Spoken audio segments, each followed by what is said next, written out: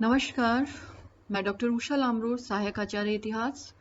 आज का विषय है राजस्थान में मंदिर स्थापत्य। प्राचीन काल से ही राजस्थान में मंदिरों का निर्माण कार्य चलता आ रहा है। यहाँ के मंदिरों की स्थापत्य कला के विकास में तत्कालीन भावनाओं तथा परिस्थितियों का प्रभाव स्पष्ट रूप से दिखाई देता है। गुप्त काल में मंदिरों का निर्माण भावना की अभिव्यक्ति के रूप में हुआ। धीरे धीरे मंदिरों के स्थापत्य में सूक्ष्मता तथा दक्षता का प्रवेश होता चला गया। 7वीं शताब्दी के पश्चात का काल राजपूत शक्ति के उत्थान का काल कहा जा सकता है और इस काल में राजपूतों की वीरता तथा शौर्य के भाव उस समय के बने मंदिरों में स्पष्ट दिखाई देते हैं। डॉक्टर गोपीनाथ शर्मा के अनुसार चित्तौड़ के सूर्य मंदिर, आबानेरी के हर्ष माता के मंदिर, आहड़ के आदि वराह मंदिर, किराड़ू के विष्णु मंदिर आदि में कलाकारों ने देव दानव युद्ध, विनाश तथा संघर्ष आदि के चित्रण में शौर्य के भाव स्पष्ट रूप से दिखाए हैं। शक्ति और शौर्य की प्रधानता के साथ साथ इन मंदिरों में गुप्तकालीन तक्षण कला की परंपरा का भी ध्यान रखा गया है। नारियों के अंकन में नृत्य, श्रृंगार, प्रेम आदि की अभिव्यक्ति भी बड़े ही सुंदर ढंग से की गई है। 13वीं से 16वीं शताब्दी तक की अवधि में मुस्लिम आक्रमणों के कारण स्थापत्य कला में सुरक्षा को भी बहुत अधिक महत्व दिया जाने लगा और इस काल में दुर्गों की स्थापत्य के भांति मंदिरों के स्थापत्य में भी हमें सुरक्षा के प्रति सजगता दिखाई देती है।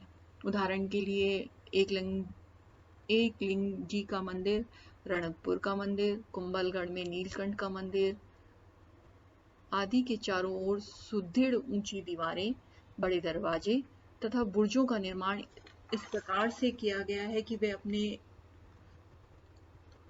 वे मंदिर अपने आप में दुर्ग दिखाई देते हैं। मुगलों से संपर्क स्थापित होने के बाद राजस्थान के मंदिरों में हिंदू मुस्लिम शैली का समन्वय दिखाई देता है। विभिन्न मंदिरों में तोरण द्वार का निर्माण तथा इसका अलंकरण तो हिंदू पद्धति के अनुकूल होता रहा, परंतु उन्हीं मंदिरों में उपमंडप, सभा मंडप के बीच खुला चौक, गर्भगृह के ऊपर गुंबद का निर्माण मुगल शैली के अनुसार था। राजा राय सिंह के समय में बीकानेर के दुर्ग में बना देवी का मंदिर इस समन्वय का प्रमाण प्रस्तुत करता है। इस मिश्रित शैली का अनुपात दक्षिणी पश्चिमी राजस्थान की अपेक्षा उत्तर तथा उत्तर पूर्वी राजस्थान में अधिक दिखाई देता है। आमेर का जगत शिरोमणि मंदिर तथा जोधपुर का घनश्याम जी का मंदिर मुगल शैली से प्रभावित है, जबकि उदयपुर का जगदीश मंदिर, डूंगरपुर का श्रीनाथ जी का मंदिर परंपरागत स्थापत्य के अधिक निकट है। 17वीं और 18वीं शताब्दी में वैष्णव धर्म से संबंधित मंदिर अधिक संख्या में बने।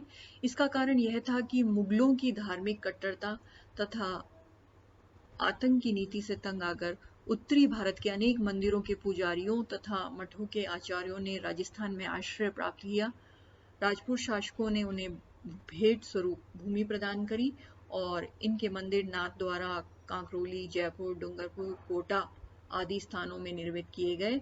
ये मंदिर आकार में बड़े हैं, खुले बरामदों वाले बनाए गए हैं। इस काल में बने मंदिरों के समन्वय विन्यास में कोई विशेष परिवर्तन नहीं आया, जबकि अलंकरण का स्थान सादगी ने अवश्य ले लिया। राजस्थान के कुछ मंदिर स्थापत्य कला की दृष्टि से अत्यधिक आकर्षक हैं, जिनमें देलवाड़ा, रणकपुर और एक लिंग जी के मंदिर विशेष रूप से उल्लेखनीय हैं।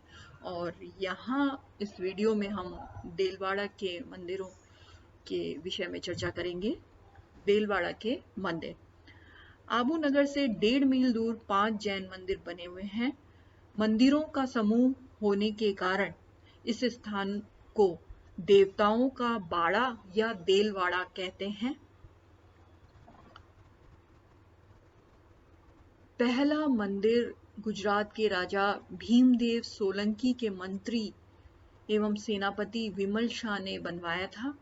यह मंदिर जैनियों के प्रथम तीर्थंकर आदिनाथ का है।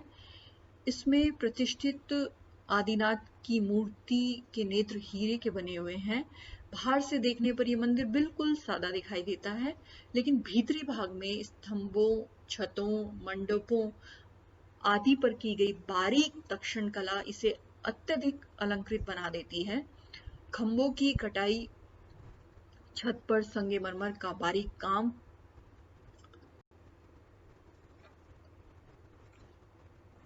किया गया है। मध्य की विशाल छतरी तथा आसपास की अन्य छतरियों के गुंबदों के मध्य में लटकते कमल तराशे गए हैं।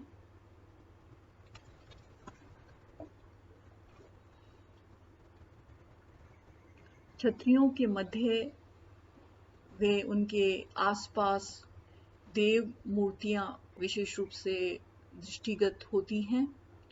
चौकोर दायरे में निर्मित इस मंदिर के अंदर की ओर कई कोठरियां हैं। प्रत्येक कोठरी के प्रवेश द्वार के सामने ऊंची वेदी पर एक तीर्थंकर की मूर्ति प्रतिष्ठित है। प्रत्येक कोष्ठक की सजावट में एक दूसरे से भिन्नता पाई जाती है। इस मंदिर के सभा मंडप, गर्भगृह, स्तंभ, देवकुलिका, हस्तिशाला आदि का निर्माण 11वीं शताब्दी के भुवनेश्वर शिल्प प्रणाली के अनुकूल है। यह मंदिर स्थापत्य की दृष्टि से अपनी तरह का एक अनूठा मंदिर है और इसी से प्रेरणा लेकर कुंभा के समय रणकपुर का जैन मंदिर बनवाया गया था। इस समूह का दूसरा मंदिर जैन धर्म के 22वें तीर्थंकर नेमिनाथ का है। इसका निर्माण वास्तुपाल के छोटे भाई तेजपाल ने अपने प्रमुख शिल्पी शोभन देव की देखरेख में करवाया था।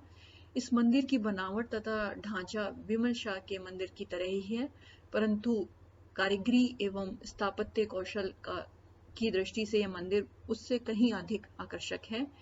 इसमें भी मुख्य मंदिर, गर्भगृह, सभा मंडप, जिनालय और हस्तिशाला आदि बने हुए हैं।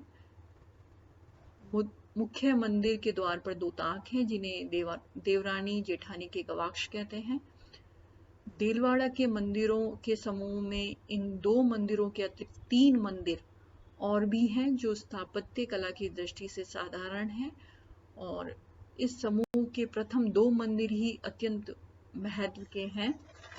तक्षण कला और वास्तुकला के प्रकार पंडित फर्ग्यूसन, हेवेल और स्मिथ जैसे इतिहासकारों ने इस मंदिर की वास्तुकला की बहुत अधिक प्रशंसा की है। स्मिथ ने तो यहाँ तक कहा है कि कारीगरी एवं सूक्ष्मता की दृष्टि से इन मंदिरों की समता हिंदुस्तान की कोई भी इमारत नहीं कर सकती है।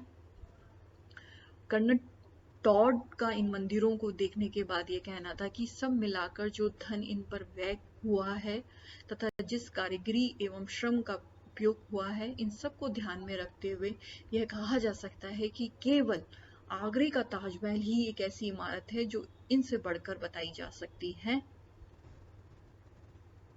इन मंदिरों की तक्षित मूर्तियां जहां एक ओर तक्षण कला का सुंदर नमूना प्रस्तुत करती हैं, तो दूसरी ओर तत्कालीन जनसाधारण की वेशभूषा एवं रीति रिवाज की भी सुंदर झांकी भी दर्शकों के समक्ष पेश करती है। छतरियां केवल देव प्रतिमाओं से ही संयोजित नहीं है, अपितु इनमें ऐसे भी चित्र तराशे गए हैं जो उस समय के गुरु शिष्य संबंध तथा राज दरबार के शिष्टाचार को स्पष्ट करने में सक्षम है। तत्कालीन संगीत, नृत्य तथा प्रयुक्त होने वाले वाद्य यंत्रों की झलकी भी हमें इन मंदिरों में उत्कीर्ण भित्ति चित्रों में देखने को मिलती है। और इस प्रकार यहाँ पर जन जीवन के विभिन्न पहलुओं को दर्शाने वाली मूर्तियां भी उपलब्ध हैं। S.K. सरस्वती ने इन मंदिरों के मंडपों की प्रशंसा करने के साथ साथ इनके दोषों पर भी प्रकाश डाला है। वे लिखते हैं कि इन मंदिरों के कई प्रकार के तक्षण को बार बार दोहराने से स्थापत्य के सिद्धांतों की अवहेलना स्पष्ट दिखाई देती है। छतों से लटकने वाली लटकनें इस प्रकार से तराशी गई हैं कि दर्शकों का मंडप का समस्त भाग एक दृष्टि से देखने में वे बाधक बन जाती है। वैसे तो तक्षण के काम में बारीकी और सुंदरता है, फिर भी एक से दिखने वाले के लिए थकावट पैदा करने वाला दोष अन्य किसी कलाकृति के माध्यम से परिष्कृत नहीं किया जा सकता है। हालांकि एस के सरस्वती ने जो भी लिखा है, इन सब अभावों के विद्यमान होते हुए भी हम ये कह सकते हैं कि देलवाड़ा के मंदिर भारतीय स्थापत्य कला के उत्कृष्ट नमूने हैं। धन्यवाद।